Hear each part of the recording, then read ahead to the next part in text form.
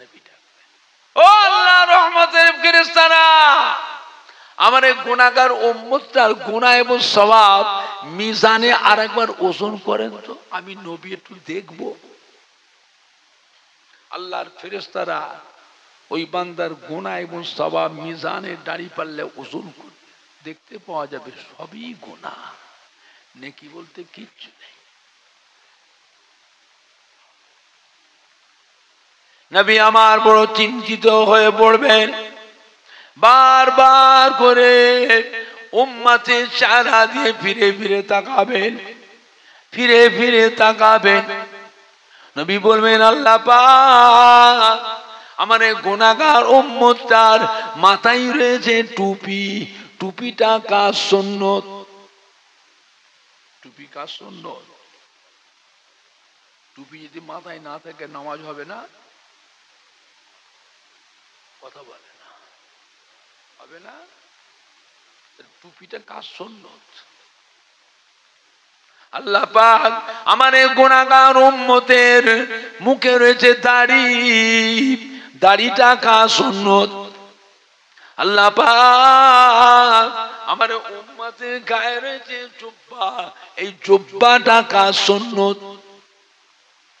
ও রব্বুল আমিন, আল্লাহ পাক আমার এই গুনাহগার উম্মতটাকে জাহান্নামে দেবেন। জাহান্নামে দিলে আমার সুন্নাত টুপি, আমার সুন্নাত দাড়ি, আমার সুন্নাত জুব্বা জাহান্নামের আগুনে তো পুড়ে যাবে। আল্লাহ পাক আপনি তো বলেছেন আমার আখিরি জামানার পয়গম্বরের একটা সুন্নতকে কেউ যদি আমল করে, আমি আল্লাহ পাক কিয়ামতের ময়দানে তার নামায় আমালে 100 শহীদের সওয়াব লিখে দেব। ও রব্বুল আমিন, আল্লাহ পাক আমার এই গুনাহগার উম্মতটাকে জাহান্নামে দেবেন। আমার বলার কিছু নাই, তবে আমার সুন্নাত টুপি, আমার সুন্নাত দাড়ি, আমার সুন্নাত জুব্বা এইটা যেন জাহান্নামের আগুনে না পড়ে এইটা আপনি হেফাজত করবেন। আল্লাহ বলে, ফেরেশতা সরে যাও, সরে যাও। নবী কাঁদবেন, আল্লাহ পাক আইয়ামে জিহালিয়াতের সময় এত বড় ইসলামের দায়িত্বটা আমাকে দিলেন, অশিক্ষিত সমাজ, মূর্খ সমাজ আপনার দ্বীনের খেদমত করতে গিয়ে মক্কার কাফেররা আমাকে কত গালি দিল, আমার উপর কত অত্যাচার করলো, কত কষ্ট দিল। তায়েফের ময়দানে মেরে মেরে গোটা শরীরটাকে ক্ষত বিক্ষত করে দিয়েছে, রক্তাক্ত করে দিয়েছে, সমস্ত শরীরে রক্তাগুলো গড়িয়ে গড়িয়ে পায়ের গোড়ায় চাং হয়ে জমে গেছে। নবী আর হাঁটতে পারছেন না, নবী রক্ত শূন্য হয়ে যাচ্ছে। নবী আমার অবস্থায় মরুভূমিতে পড়ে গেলেন, জমিনে পড়ে বেহুশ হয়ে গেলেন। কাফেররা ধরে নবীকে টেনে টেনে টেনে টেনে নিয়ে গিয়ে মরুভূমির এক পাশে শুইয়ে দিয়ে চলে গেল। ওরা যেন আর বেঁচে নাই, আর জীবিত নাই। আল্লাহ পাক ওই অবস্থার ভিতরে আমাদের নবীকে আল্লাহ জীবিত রেখেছিলেন। ও রব্বুল আমিন, আল্লাহ পাক আপনার দ্বীনের জন্য এত কষ্ট করলাম। উহুদের যুদ্ধে চতুর্পার থেকে জহরের তীর, শত শত তীর নবীকে লক্ষ্য করে মারতে লাগলো। হযরতে আবু তালহা রাদিয়াল্লাহু তাআলা আনহু আল্লাহ নবীর কাছে বডিগার্ড হিসেবে দাঁড়িয়েছিলেন। ডান দিক থেকে তীর আসছে আর আবু তালহা হাত দিয়ে আটকাচ্ছে, নবী পাকের নূরের বদনে তীরটা লাগতে দিলেন না। বাম দিক থেকে তীর আসছে, হযরত আবু তালহা তীরটাকে আটকে নিলেন, নবী পাকের পাক বদনে লাগতে দিল না। সম্মুখ থেকে তীর আসছে ঝাঁকে ঝাঁকে, হযরত আবু তালহা নিজের সিনা দিয়ে তীরগুলো আটকে ছিলেন, নবী পাকের নূরের বদনে লাগতে দিল না। পেছন দিক থেকে তীর আসছে, বিষ মাখিয়ে তীর ছাড়ছে, ওই তীরটাকে হযরত আবু তালহা পিঠ দিয়ে আটকে ছিলেন। এইরকম করে করে শত শত তীর আসছে বাবা। হযরত আবু তালহা আর সহ্য করতে পারলেন না, আল্লাহর নবী কদমে উহুদের ময়দানে নবী পাকের কদমে পড়ে গেলেন। ইন্না লিল্লাহি ওয়া ইন্না ইলাইহি রাজিউন, ইন্তেকাল হয়ে গেলেন। একটা কাফের আমার নবী পাককে লক্ষ্য করে একটা পাথর ছুঁড়ে মেরেছিল, ওই পাথরটা আমার নবী পাকের মোবারক মুখমণ্ডলীতে লেগে গেল, ঠোঁট কেটে দাঁত ভেঙে মাথা ঘুরে নবী পড়ে গেল পাথরের উপরে। কাফের মারলো, নবী পাকের অবস্থা থেকে সাহাবারা কাঁদতে কাঁদতে ছুটেছেন।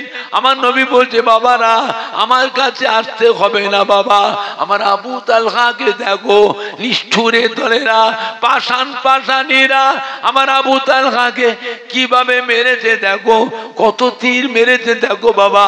সাহাবারা গুনে গুনে দেখো, সাহাবায়ে কেরামরা হযরত আবু তালহার ইন্তেকালের পর নবী পাকের কদমের গোড়ায় এসে তীরগুলো গুনেছিল, কটা তীর লেগেছিল। হযরত আবু তালহার শরীরে 82টা তীরে ওটার শরীরটা ঝাঁঝরা হয়ে গিয়েছিল। নবী আমার কাঁদছে না, বলছে বাবারা আমার আবু তালহা আমার সঙ্গে আল্লাহর রহমতে বেহেশতের মেহমান হয়ে গিয়েছে।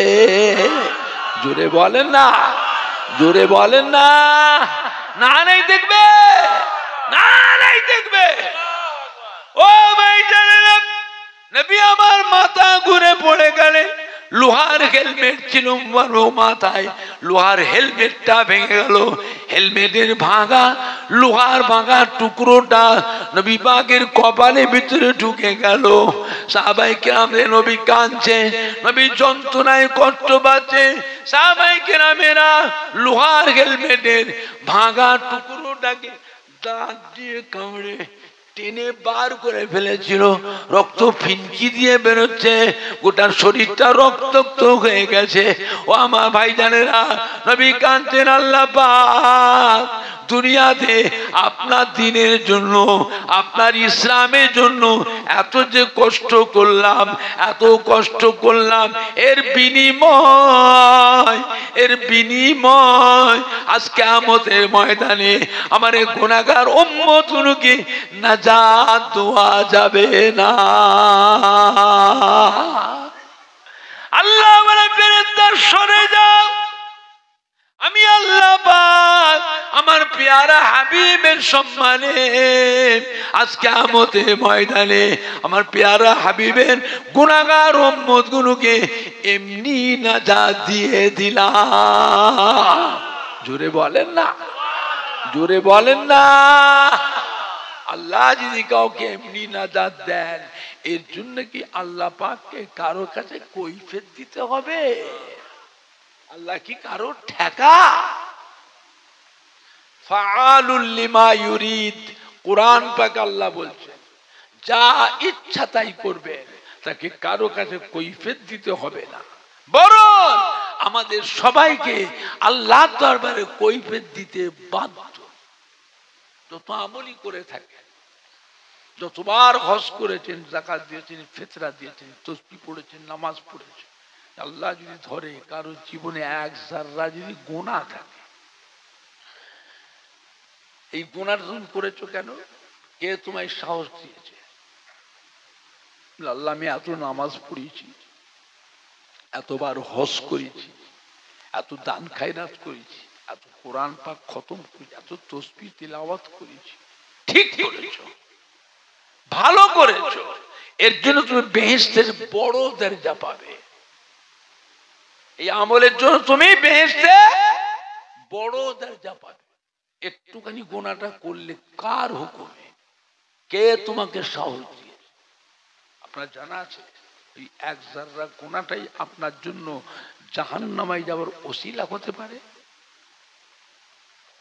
বুঝলে আমার ভাইজানরা, বাপজানেরা, যুবকেরা, আল্লাহকে ভয় করুন, আল্লাহকে ভয় করুন, আল্লাহকে ভয় করুন।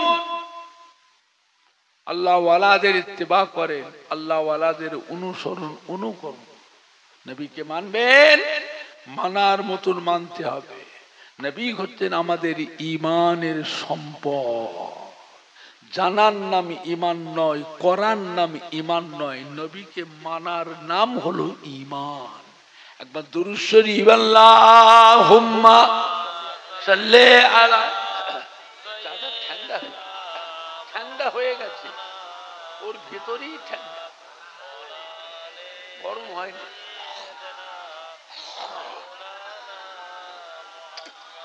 আল্লাহুম্মা সাল্লি আলা।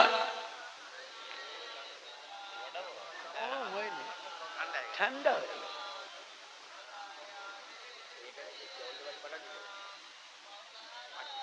ঢেলে দাও, খাবো না। কালমা লা ইলাহা ইল্লাল্লাহ।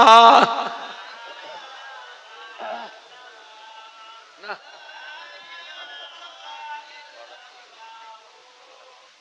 মুহাম্মাদুর রাসূলুল্লাহ। আল্লাহুম্মা সাল্লি আলা।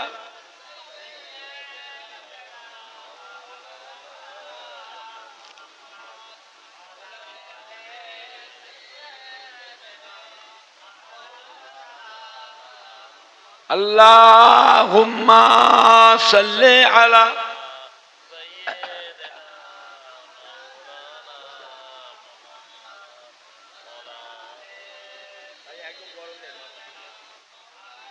চায়ের মতো হাত গরম হবে। আমার ভাইজানরা, বাপ জানে, বলুন তো সর্বপ্রথম আল্লাহ যে মসজিদ করেছিলেন, সেই মসজিদটা কোথায়? সেই মসজিদের নাম কি?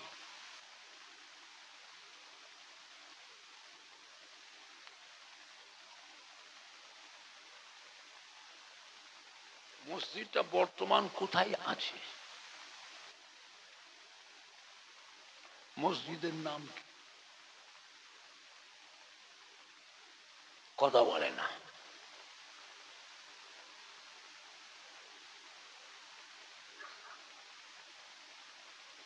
সেই মসজিদটার নাম হলো বাইতুল মামুর। কি নাম? সাত তবক আসমানের উপরে আছে। সাত তবক আসমান, এটা আল্লাহ সর্বপ্রথম করেছে। এই বাইতুল মামুরকে আল্লাহর ফেরেশতারা তওয়াফ করে। দৈনিক ৭০,০০০ ফেরেশতা। কত ফেরেশতা? ৭০,০০০।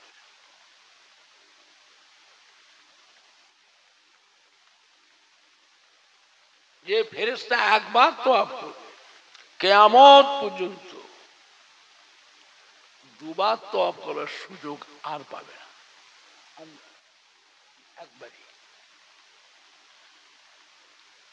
আর ওই বাইতুল মামুরের টানাটানি আল্লাহ করলে দুনিয়াতে আল্লাহর কাবা বাইতুল্লাহ। কোন কারণে যদি আল্লাহ বাদ ওই বাইতুল মামুরকে যদি নিচই না বাদ, ঠিক দুনিয়ায় এই কাবা ঘরের ওপরে এসে বসবে। জোরে বলবেন না? আর একটু জোরে বলা যাবে না? এই কাবা ঘরটাকে আমরা কত বড় ভাগ্যবান, বারবার তওয়াফ করবার সুযোগ পায়। ফেরেশতারা একবার, কিয়ামত পর্যন্ত আর পাবে না। আর আমরা মানুষ বারবার তওয়াফ করবার সুযোগ পায়। জোরে বলুন আলহামদুলিল্লাহ। জোরে বলেন না আলহামদুলিল্লাহ। দুনিয়ার বুকে যত মসজিদ আছে সমস্ত মসজিদ হলো আল্লাহর কাবা ঘরের একটা একটা টুকরা। জোরে বলুন না। কি করলে? হ্যাঁ, ওই মাইকের আওয়াজ হচ্ছে না তো, মাইকটা বাড়া না।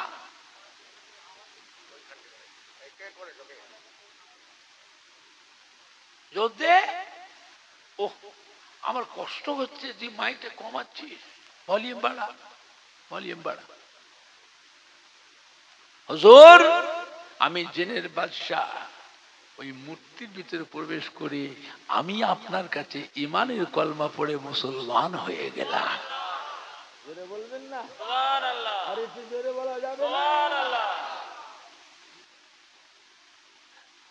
আমার ভাইজানরা, বাপজানেরা, যুবকেরা, আমার নবীকে ইসলামের খেদমত করাতে কত রকমের বাধা,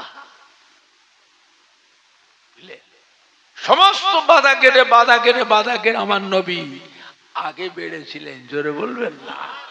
আল্লাহ বলেছে, হাবিব চিন্তা করবেন না, ওরা আপনার বিরুদ্ধে যত পারে বলুক না, মনের মালিক কে? আমি আল্লাহ। ওদের মনটাকে আপনার দিকে ঘুরিয়ে দেবো। ওরা দলে দলে এসে আপনার কাছে ইমানের কলমা পড়ে মুসলমান হয়ে যাবে। জোরে বলুন না সুবহান। এত কিছু করে যখন কাফেররা পারলো না, শেষ বেলায় কি করলো? আমার নবীকে জানে মেরে ফেলবে। অস্ত্রপাতি নিয়ে নবীর ঘরটাকে ঘিরে ফেলবে।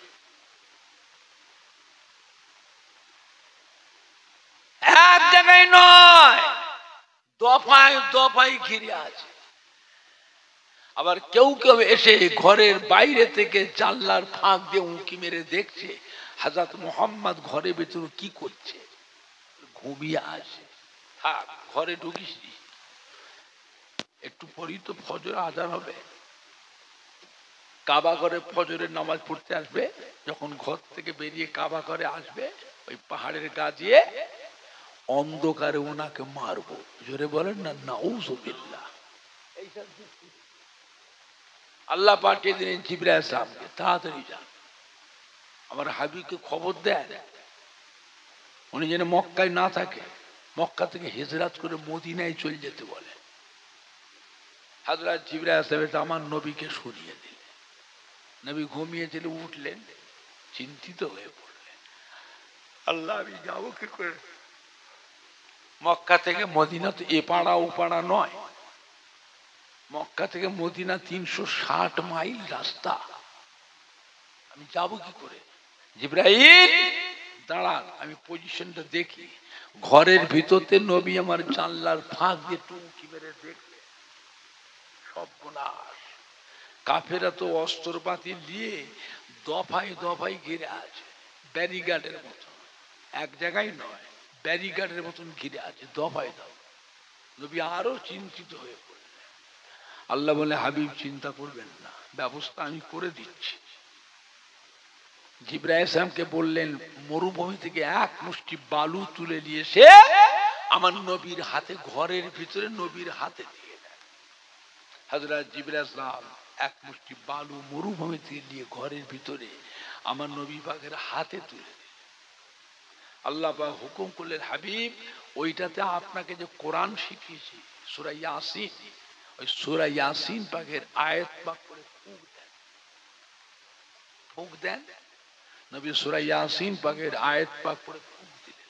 আল্লাহ বলে, হাবিব ওইটাকে বিসমিল্লাহ শরীফ বলে ছড়িয়ে দেন, ছড়িয়ে দেন। নবী বলছে, আল্লাহ ওরা তো ঘরের ভেতর ঢোকে নে, আমি তো ঘরে আছি, ওরা বাইরে আছে, আমি ঘরের ভিতর থেকে বালু ছড়ালে কি হবে? ওরা তো বাইরে।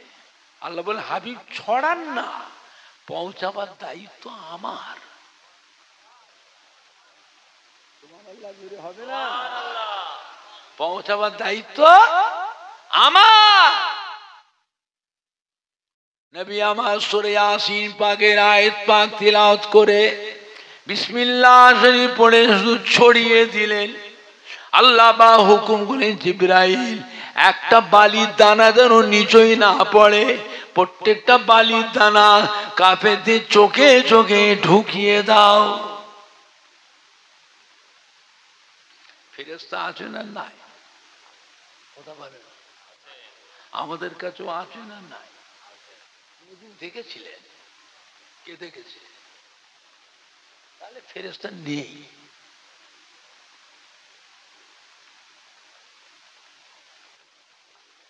সাতটা জিনিসের উপর আমাদের ঈমান আছে, মনে আছে? আমানতু বিল্লাহি ওয়া মালাইকাতিহি। এই মালাইকাটা কে?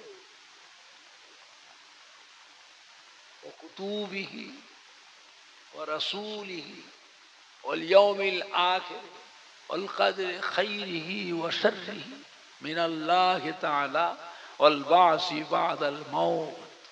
এই সাতটা জিনিস উপর আমাদের ঈমান।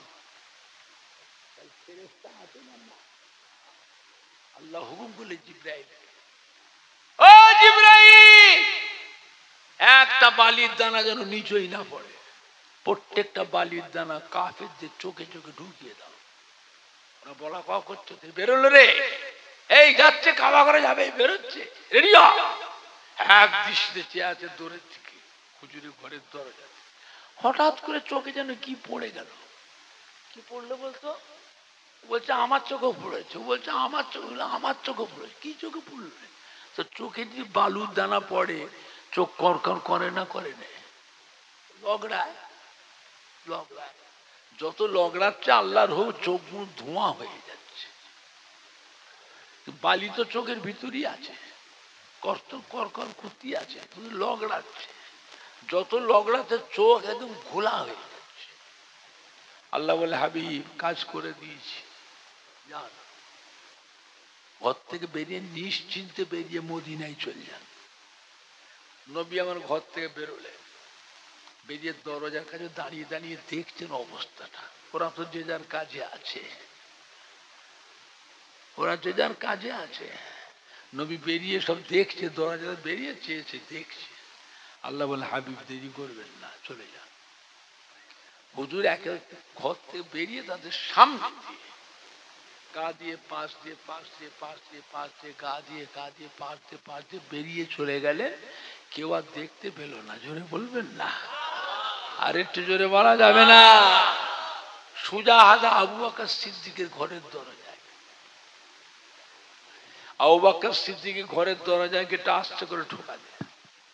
সঙ্গে সঙ্গে হাজা আবু বকর সিদ্দিকের ঘরের দরজাটা খুলে গেল। দরজা খুলতেই দেখছেন আল্লাহ রসুল ঘরের দরের সামনে দাঁড়িয়ে আছে। আসসালামু আলাইকা ইয়া রাসূলুল্লাহ, ইয়া হাবিবাল্লাহ। আল্লাহ নবী সালামের উত্তর দিলে জিজ্ঞাসা করলে, আবু বকর খবর কি? আল্লাহ আবু বকর বলছে, খবর তো ভালো। যাবে কোথায়?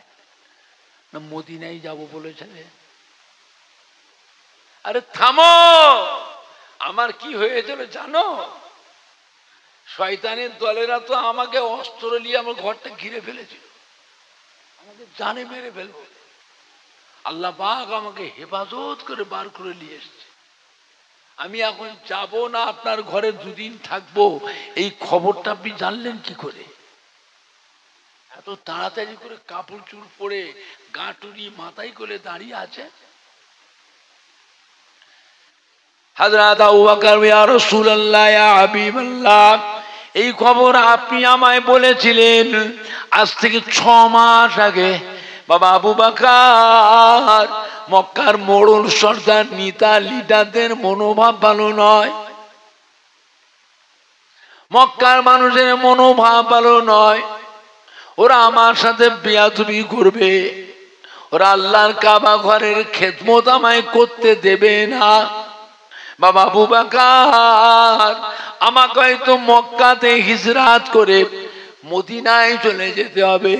সেদিন আমার সাথে অন্য কেউ থাকবে না, আপনি একা আমার সঙ্গী হবেন। বাবা আবু বকর, এই খবর কারোর কাছে বলবেন না। ইয়া রাসূলুল্লাহ, ইয়া হাবিবাল্লাহ, সেই দিন থেকে আমি আবু বকর আমার চোখের ঘুম হারাম হয়ে গেল। আমি আর বিছানায় পিঠ দিই নাই। ঈশা নামাজের পরে কাপড় চোপড় পরে গাঠুরি মাথায় করে নিয়ে দরজার পাশে দাঁড়িয়ে দাঁড়িয়ে দাঁড়িয়ে দাঁড়িয়ে আমি আবু বকর আমার আজকে 6 মাস পার হয়ে যায়।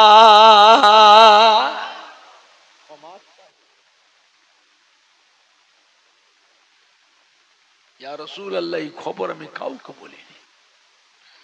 যখনই বলেছে কাউকে বলিনি, আল্লাহর নবী হাতটা বাড়িয়ে আবু বকরের হাতটা ধরলেন, টান চলে। এই সুযোগে মদিনায় চলে যায়, রওনা হয়ে যাচ্ছে। কত বাধা, কত বাধা কাফেরদের। সমস্ত বাধা কেটে বাধা কেটে বাধা কেটে বাধা কেটে আল্লাহর নবী আল্লাহ পাক সহি সালামতের সঙ্গে মদিনা শরীফ পৌঁছে দিলেন। জোরে বলবেন না? মদিনা ছেলেরা, যুবক তরুণ নওজওয়ানেরা সব চাতর পাখি নাইচে আছে। নবী আসছে, কেউ ছাদের উপরে, কেউ গাছের উপরে, কেউ পাহাড়ের উপরে, কেউ ঘর থেকে বেরিয়ে মরুভূমিতে এসে দাঁড়িয়ে দাঁড়িয়ে নবী আসছে। নবী যখন এসে পৌঁছালেন মদিনা শরীফে, উটের পিঠে বসা সমস্ত ছেলেরা যুবকরা উটের চতুর্পাশটা ঘিরে ঘিরে আনন্দে হাসছে। আমার নবী পাকে চাঁদ মুখের দিকে চেয়েছে, হাসছে। জোরে বলবেন না? নবীটা আছেন উটের পিঠে, উঠতে তো উঁচু জীব, আর ছেলেরা সব নিচয় ঘাড় উঁচু করতে। ছেলেদের কষ্ট হচ্ছে, অনেক খুঁজতে চেয়েছে। নবী আমার দয়ার নবী বুঝতে পেরেছে যে বাচ্চাগুলোর কষ্ট হচ্ছে। নবী কি করেছিলেন? উটের পিঠের উপর থেকে নিচই নেমে পড়েছিলেন। জোরে বলবেন না? নাপতি ছেলেগুলো সব চতুর্দিক দিয়ে নবীকে জড়িয়ে ধরেছে। জোরে বলবেন না? সবাই খুশিতে আনন্দে হাসছে, নবী আমার কাঁদছে। সবাই হাসছেন, নবী কাঁদছে। মদিনা ছেলে, যুবক তরুণ নওজওয়ানরা কি বলেছিলেন? ওগো নবী, আপনি কাঁদছেন কেন? আজ আমাদের কতদিনের আশা আপনাকে পাবার জন্য। আজ আমরা আপনাকে পেয়েছি, তাই আনন্দে উল্লাস করছি। হুজুর, আপনি কাঁদছেন কেন? নবী আমার বলেছিলেন, ও মদিনার ছেলেরা, ও মদিনার নওজওয়ানেরা, ও মদিনার বাচ্চারা, ও মদিনার ছেলেরা, তোমরা আজকে আমাকে পেয়ে আনন্দ করছো। আমাকে চতুর্দিকে ঘিরে পাড়া দিয়ে রেখেছো, আমাকে এত ভালোবাসছো। বলো দিন দেখি একবার, সারা জীবন কি তোমরা আমায় ভালোবাসবে?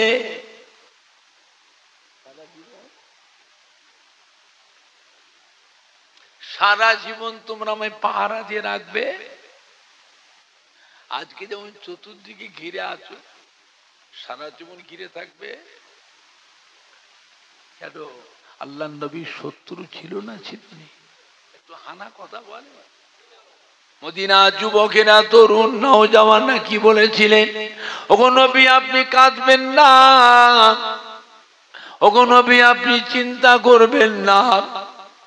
দরকার হলে শুধু আমরা আপনাকে ভালোবাসবো না, পাহারা দিয়ে রাখবো না, আপনার জন্য দরকার হলে আমরা আমাদের বুকের তাজা রক্তগুলো সব বিলিয়ে দেবো। জোরে বলুন সুবহানাল্লাহ।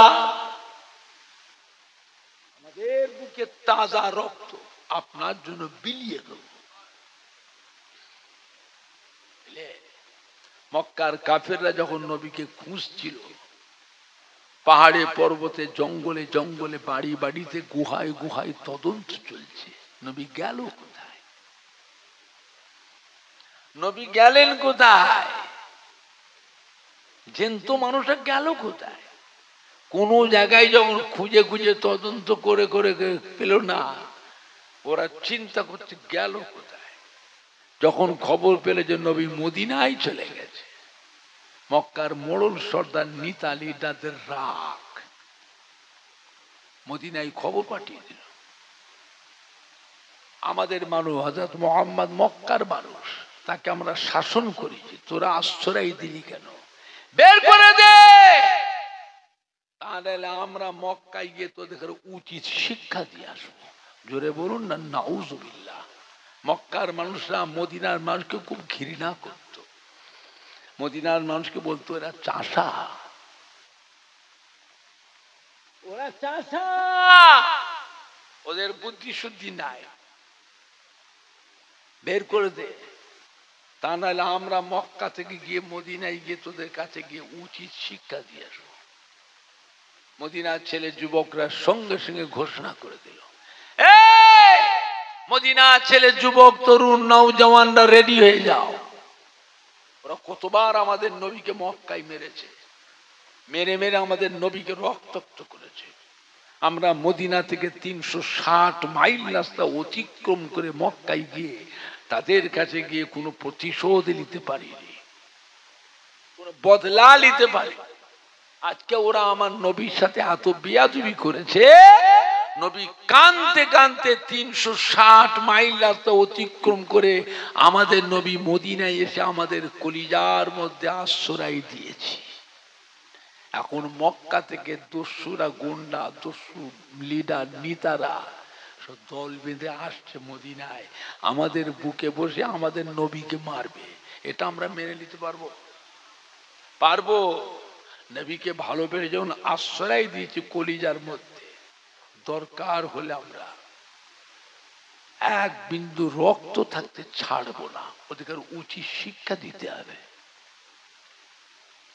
দল বল নিয়ে যেন মক্কা থেকে গুন্ডা, দস্যু, বদমা, লিডার, নেতারা যখন আসলো মদিনায়, মদিনার ছেলে যুবকরা বুদ্ধি করে চতুর্পাশ থেকে সব ঘিরে ফেলেছিল, এমন ভাবে ঘিরেছিল একটা করে পালাতে দেয়, সব করকে মার মার, যতগুলি এসেছিল সব কটা কি জানে মেরে ফেলেছিল। জোরে বলবেন না? এদের মধ্যে হেড ছিল আবু জেহেল, কসম করেছিল মক্কায় কাবা ঘর ধরে যতক্ষণ হযরত মুহাম্মদ সাল্লাল্লাহু আলাইহি ওয়াসাল্লামকে তার সাহাবাদে করে জানে মেরে ফেলতে না পাচ্ছি, আমরা মদিনা থেকে মক্কায় ফিরবো না। এই আবু জেহেলের কান তাদের মদিনার যুবকরা লাড়া দিয়েছিল, এই শয়তান, আর মদিনায় আসবি, নবীর সাথে বেয়াদবি করতে আসবি, জনমের মতো স্বাদ মিটিয়ে দিয়ে চেয়ে দেখলে সব কটাকে মেরে ফেলেছি, সব কটাকে মেরে ফেলেছি। আর আসবি, আর আসবি, আবার এখান থেকে ফিরে গিয়ে মক্কায় মাথা উঁচু করে আবার লিডারি, নেতাগিরি করবি, সর্দারি করবি, জনমের মতো স্বাদ মিটিয়ে দিলাম। এই আবু জেহেলের মাথাটা কেটে এই মাথাটাকে নিয়ে এসে আল্লাহ নবীর পায়ের গোড়ায় ফেলে দিল। নবী চেয়ে দেখলেন এই শয়তানটা আমার নবীর সাহাবাদের বেশি মারত। দেশ বিদেশ থেকে নতুন নতুন সাহাবা যারা মানুষ এসে নবীর কাছে ঈমানের কলমা পড়ে মুসলমান হতো, তাদের করে বেশি মারত। এই শয়তানটা আমার নবীর গায়েও হাত তুলেছিল। কথা বুঝতে পারছেন না? আল্লাহ নবী আবু জেহেলের মাথাটা দেখে নবী আমার খুশি হয়ে গেলেন। জোরে বলবেন না? আর একটু জোরে বলা যাবে না? নবী খুশি হয়ে 2 রাকাত শুকরিয়ার নামাজ পড়েছে, শুকরিয়ার নামাজ পড়েছিলেন। 2 রাকাত শুকরিয়ার নামাজ পড়ে দুটো হাত তুলে নবী আমার মোনাজাত করেছে, আল্লাহ আপনার হুকুমে আমি মক্কা থেকে মদিনায় এসেছি। আল্লাহ মদিনার ছেলেরা, যুবক, তরুণ, নওজওয়ানেরা, এরা আমাকে যা ভালোবেসেছে, এরা আমাকে যা সম্মান করেছে, এরা আমার যা খেদমত করেছে, আমি নবী মদিনার মানুষদের উপরে খুশি হয়ে গেলাম। আল্লাহ আমি নবী খুশি হয়েছি, আপনিও মদিনার মানুষদের উপরে খুশি হয়ে যান। আল্লাহ আপনি মক্কা শরীফকে কবুল করেছেন, আল্লাহ মদিনা শরীফকে আপনি কবুল করে নেন। আল্লাহ মদিনার মাটিতে আপনি রহমত বরকত নাজিল করে দেন। জোরে বলুন না সুবহান। একবার দরুদ শরীফ আল্লাহুম্মা হ্যাঁ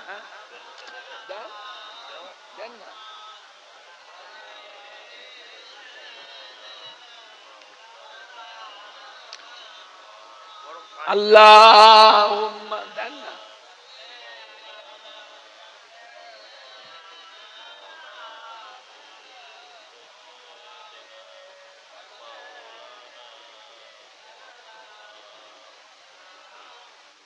कलमा ला इलाहा इल्लल्लाह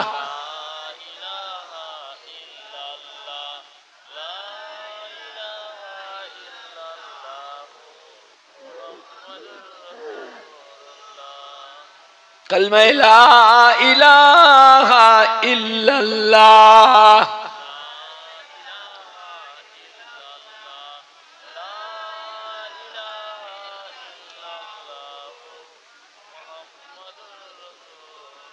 अल्लाहुम्मा सल्ले अला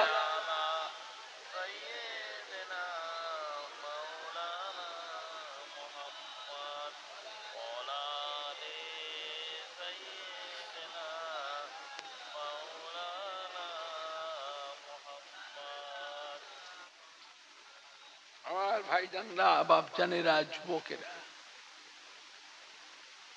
আখিরি জামানা নবী হলেন আমাদের ঈমানের সম্পদ। নবী আমাদের কি সম্পদ? ঈমানের সম্পদ। বুঝলে, দরকার হলে আমাদের কাছে নবীর জন্য জীবন দিতে হবে। জীবন যদি আমরা দিতে পারি, এই জীবন কিয়ামতের দিন আমরা ফিরে পাবো না পাবো। আর যদি ঈমান নষ্ট করে ফেলি, কিয়ামতে ঈমান ফিরে পাওয়া যাবে তো? ঠিকানা কোথায় হবে? চিরকালই জাহান্নামে পড়ে থাকবে, আর কোনোদিন নাজাত হবে না। আমার ভাইজানরা বাপজানেরা যুবকেরা, আখিরি জামানা এটা। কিয়ামতের ময়দানে এক ব্যক্তির গুনাহ এবং সওয়াব ওজন করা হবে।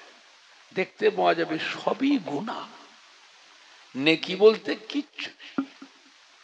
আল্লাহ হুকুম যাও ফেরেশতা ওই বান্দাটাকে টেনে টেনে জাহান্নামে ফেলে দাও।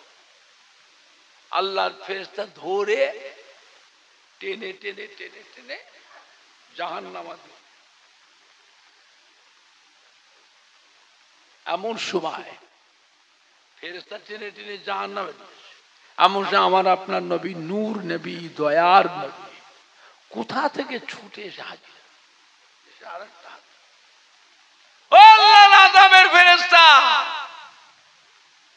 আমার এই গুনাহগার উম্মত থেকে এরকম টেনে টেনে কোথায় নিয়ে যাচ্ছ?